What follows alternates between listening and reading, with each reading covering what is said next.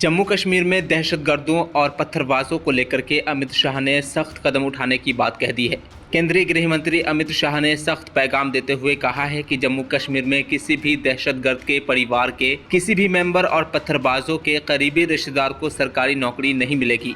शाह ने यह भी कहा कि नरेंद्र मोदी सरकार ने न सिर्फ दहशतगर्दों को निशाना बनाया बल्कि दहशतगर्दी का माहौलियात निज़ाम को भी खत्म कर दिया है, जिसकी वजह से मुल्क में दहशतगर्दी के मामले में कमी आई है। उन्होंने कहा कि कश्मीर में हमने फैसला लिया है कि अगर कोई दहशतगर्द तंजीम में शामिल होता है तो उसके ख़ानदान के लोगों को कोई सरकारी नौकरी नहीं मिलेगी। शाह ने यह भी कहा कि इसी तरह अगर कोई पथराव करेगा तो उसके ख़ानदान के लोगों को भी सरकारी नौकरी नहीं मिलेगी। उन्होंने कहा कि हमने इस ट्रेंड को रोक दिया है। हमने इस बात को यकीनी बनाया है कि दहशतगर्दों को सभी मजहबी रसूमात के साथ दफन किया जाए, लेकिन एक अलग जगह पर। गृह मंत्री अमित शाह ने कहा कि जब कोई दहशतगर्द सुरक्षा बलों से घिरा होता है तो सबसे पहले उसे हथियार डालने का मौका दिया जाता है। शाह ने कहा कि हम उसकी मां या उसकी बीवी और उसके ख़ानदान के अफराद को बुलाते हैं और हथियार डालने को कहते हैं। अगर वह नहीं मानता तो वह मारा जाता है। उन्होंने कहा कि राष्ट्रीय जांच एजेंसी के जरिए हमने टेरर फंडिंग के खिलाफ कड़ी कार्रवाई की है और इसे ख़त्म किया है। हमने टेरर फंडिंग पर बहुत सख्त रुख अपनाया है।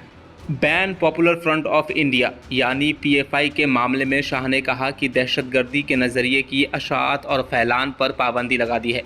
वहीं कट्टरपंथी सिख अलगाववादी समूह वारिस पंजाब दे के प्रमुख सिंह को अप्रैल 2023 में पंजाब में कड़े NSA के तहत गिरफ्तार किया गया था और बाद में असम मुंतकिल कर दिया गया, जहां वह डिब्रूगढ़ जेल में बंद है। उन्होंने हाल ही में पंजाब की खडूर साहिब सीट से लोकसभा चुनाव लड़ने के लिए जेल में नामांकन पत्र दाखिल किया था। उन्होंने कहा कि केंद्रीय गृह मंत्रालय के आंकड़ों के मुताबिक 2018 में जम्मू कश्मीर में 228 दहशतगर्दी के वाक़यात हुए हैं और 2023 में यह संख्या घटकर लगभग 50 रह गई है।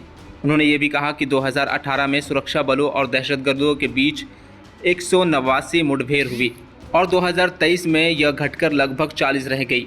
वहीं उन्होंने कहा कि 2018 में अलग अलग दहशतगर्दी के वाक़यात के कारण 55 शहरी मारे गए, वहीं 2023 में यह संख्या घटकर लगभग 5 हो गई। दैनिक सवेरा के लिए कश्मीर से ब्यूरो चीफ जुबैर कुरैशी की रिपोर्ट।